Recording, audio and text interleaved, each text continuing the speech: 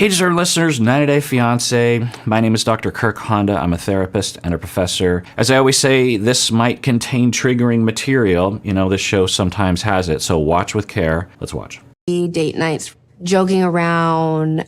These are moments where I realize how much I cherish him. All right, princess.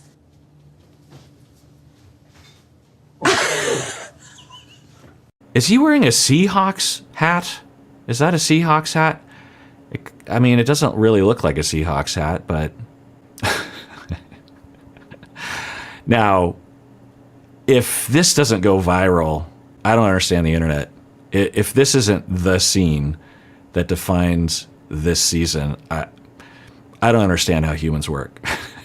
If I know anything about society and humans and the internet and 90-Day Fiancé viewership, this scene is it's up there with the mayonnaise in the hair and Angela going like this, and there's a few other scenes, right? Give me my makeup bag, that kind of thing. So yeah, well, body positivity, humor, that's all good. Hey. You're so sweet. What's your name? I'm not sweet, and you shall not know my name. Are you single? My fiance's taken, but I'm single. All right, role play. It's a thing. It's fine. I'm guessing some people will use this as evidence that he's a quote-unquote groomer. I don't know. But we can use it as a jumping off point. We seem to have a good percentage of us who have as a kink or a preference or whatever we want to call it, that we want to have anonymous sex or acquaintance sex. And if we're really wanting that, and that's our thing, and we are in a committed relationship that is monogamous, because sometimes we're not in a monogamous relationship, we're in a polyamorous relationship, open relationship. But if we're in a monogamous relationship, which they are, from what I understand, then you gotta play around with some role play. Now, I don't know if they're just joking, but, you know, each to their own, right? You wax my back, which will be very painful. I am excited to inflict a little bit of pain to you. Jesus. Ow! Ow! It's the wax, honey. Relax. Tell me one thing you want from me tonight. Well, that's easy. What is it? Ow! Oh my God, no way. I just want to give a plug for my wife's spa. She's part owner of a spa in New York City called Daphne. And I think they don't do waxing, I don't think. They do sugaring, which I think is a little easier to handle. My wife is actually, she can do sugaring. She's done it to me. That's all I'll say. And it is indeed painful, but I think sugaring is not as painful. Oh my God, that's so painful. Okay. I love you. Ow! Oh my God, no. Holy okay. I wonder if a lot of people are getting some kind of pleasure from this. Well, I'm guessing there's a lot of different sorts of pleasure, but people who don't like him might like seeing him in pain. I don't know. I mean, we got to get the fun moments as well. We don't just always have to watch the tough moments. You guys start at the roots. Oh, the roots? How do we do this? Because there's probably knots in it. I think the biggest takeaway from therapy is Liz and I have to be more open. And I think it's important that you definitely, before you walk down the aisle, that you know who you're marrying, like everything about them. And we still have a lot to learn. Actually, I'm a little worried about this. So he said that the one thing he's learned from therapy is to be more open. Now, they edited that, so God knows. But that would not be the thing I would hope that he would walk away with, given what we've seen on the show. I don't know if I know him accurately, of course, but I would want him, if there was one thing I would want him to know is that he distorts his perceptions such that he is convinced that she is going to leave him, cheat on him, betray him in various different ways. So that would be one thing that I'd want him to know, that he will distort reality to fit his expectation. And that, two, his solution to that is abusive. That those two things would be what I would hope he would know. And some of you might think, well, he's in couple therapy, so do they really get into that? And I would say absolutely.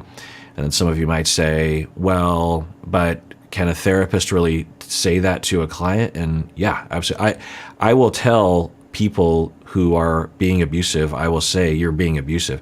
Now, I want to preserve the relationship, obviously, because I need them to actually benefit from my therapy, which means that I can't just be yelling at them and insulting them or hurting their feelings, to a great degree. So I will only use that word if I think they will be able to handle it. It never goes over well. Abusive people almost never see themselves as being abusive, right? But they are, and so it's hard. But sometimes I'll use other language if I think that word is too difficult, but eventually I'll get there, because for a lot of reasons. One, the perpetrator needs to know what they're doing and know the category that they're in, and the victim needs to know that, to validate them, right? Because if I just use other language, like, well, if I'm talking to the abusive person, I'm just like, you can be extremely emphatic and unfair about your position, that kind of language or something. To the victim, they might think of what they're experiencing as, oh, okay, it's just kind of normal unfairness in a relationship, instead of for them to know that, no, you're being abused, and the way that you feel is the way that abused people feel, and the syndrome that you are experiencing is an abuse cycle between the two of you. Now, it's fraught when I actually introduce that language to couples. It's difficult, it's painful, it's shameful, mainly because in our society we have a really ridiculous notion about who abusive people are. Even viewership of this show will exhibit that. People will just be like, abusive, he's abusive or she's abusive, and that will be that. They'll just be like this other category of human being. They're an alien, they're psychopathic, they're awful people, they need to be completely burned at the stake. But abuse is something that is pretty common, and I'm not saying it's a good thing. It's not. It's a bad thing, but it's pretty common, and a lot of the people that will be abusive are good people when you meet them, and when you're in a partnership with them. They can have empathy, they can have compassion, they can even recognize what they're doing is wrong sometimes, but they'll still engage in it. So I will often spend some time demystifying and demything the word abuse, right? Because some people, in order for them to really accept what they're doing, they have to accept they're being abusive. And part of them accepting that they're being abusive is they have to get rid of the myths that it means that they're a horrible person. It means that they'll always be that way. It means that they're some sort of horrific tyrant, and it's not usually the case. But anyway, so he says we need to be open with each other. And so I think he's about to engage in questions, which is his style of abuse. He will use questions that he's like, look, I'm just asking questions, but what he's doing is he's implying and he's controlling, he's belittling. So let's see what happens here. This episode is sponsored by BetterHelp. Unfortunately, life doesn't come with a user manual. Navigating all the various challenges we face can make you feel unsure or stuck in place. Whether it's a relationship, or going through grief, or considering a new career. And, generally speaking, a therapist can really help with that. By helping you to explore your feelings, and by giving you the space to clarify what you want to do. In my life, I can't imagine where I'd be without the therapy I've had. During some of the biggest moments of my life, therapists have been there for me. To slow me down, to listen to me, to help me explore. Well, that's where BetterHelp comes in. As the world's largest therapy service, BetterHelp has matched 3 million people with professionally licensed and vetted therapists available 100% online. Plus, it's affordable. Just fill out a brief questionnaire to match with a therapist. If things aren't clicking, you can easily switch to a new therapist anytime. It couldn't be simpler. No waiting rooms, no traffic, no endless searching for the right therapist. Learn more and save 10% off your first month at betterhelp.com/Kirk. That's BetterHelp, HELP.com/Kirk. About each other. So, babe, I want to talk to you about possibly going back to my hometown in Arkansas so you can see where I grew up, meet the rest of my family. They weren't able to come out here for our our engagement party.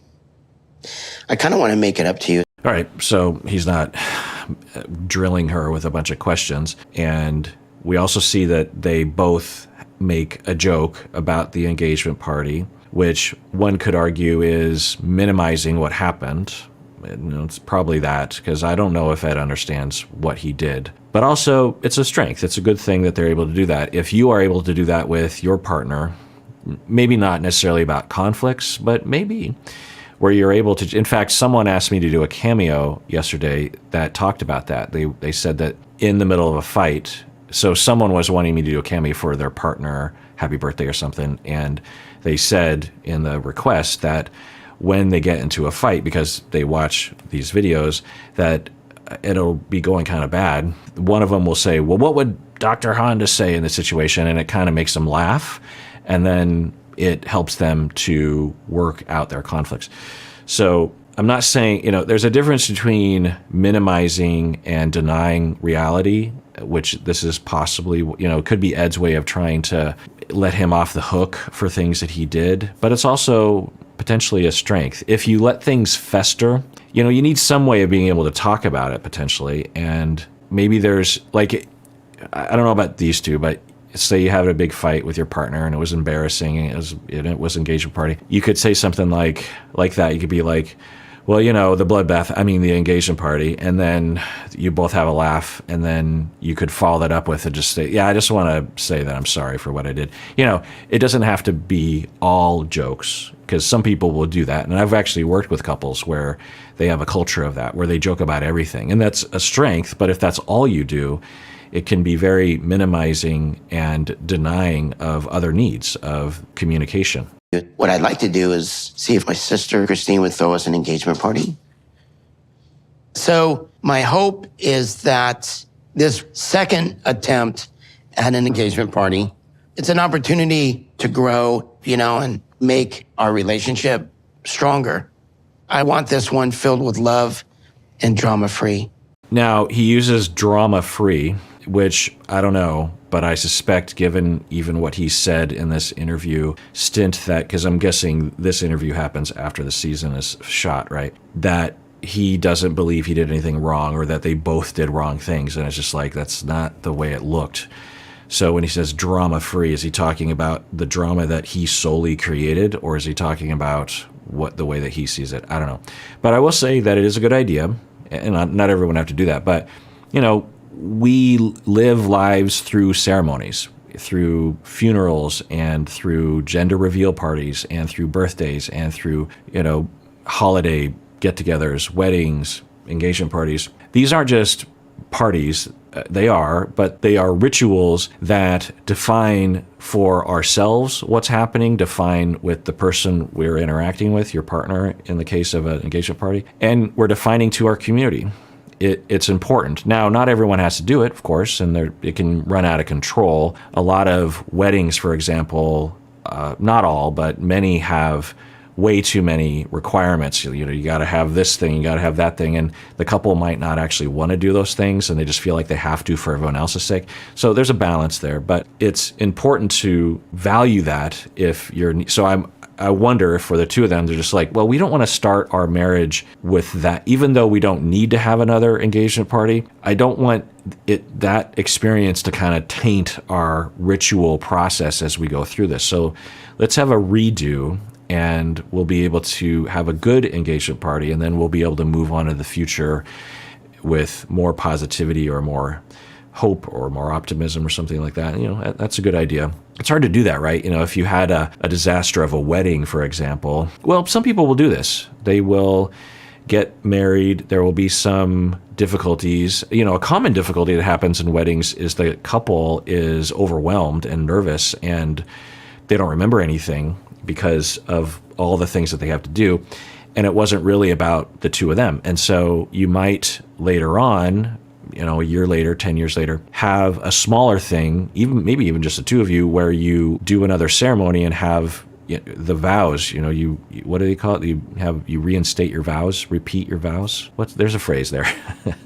And so sometimes you can do that, but yeah, so think about that for yourself. Actually, is what rituals and ceremonies might help you in the future that aren't being thought about. And if you have a ritual or ceremony coming up, a wedding, for example, really think about the meaning that ritual, that ceremony, that experience is supposed to have, because a lot of these ceremonies in American culture have been reduced to the materialistic aspects. How much money you're spending on this thing, how much money you're spending on that thing, how much money you're going to get, how much money you're flaunting, that kind of thing. And that is terrible, because the reason why we have these ceremonies is because there's a human need for purpose, meaning, connection. Everyone's different, but generally speaking, what the wedding ceremony is for us to dedicate ourselves to another person. When we say we love someone and that we want to spend the rest of our life with someone, that's a big deal. But when we say it in a ceremony, when it's in a sacred space, particularly if you're religious and it's under God, it's in front of everyone, there's a minister there or some kind of person presiding. Also, all the effort that goes into the ceremony prior to, prepping the space and the costumes, right? It's all costumes, the tuxedo and the dresses and everything.